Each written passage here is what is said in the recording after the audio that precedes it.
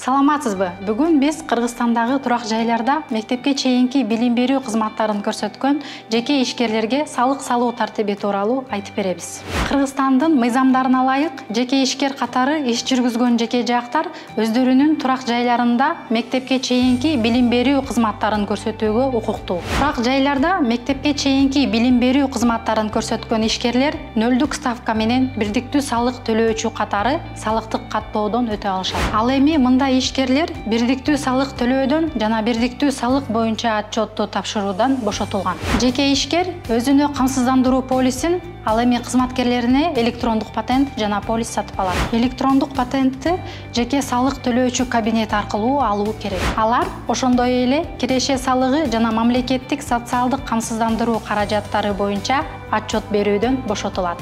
Бирок алар жыл сайын 1-майга чейин салык декларациясын электрондук түрдө жана аткарылган иштери боюнча маалыматты 1-апрелге чейин тапшырышы керек. Белгилей кетсек, эми мектепке чейинки билим берүү кызматтарын көрсөткөн жеке ишкерлерге кызмат көрсөткөн тарбиячынын жардамчысы, ашпозчу, педагог сыяктуу жеке жактар патенттин негизинде иштешет.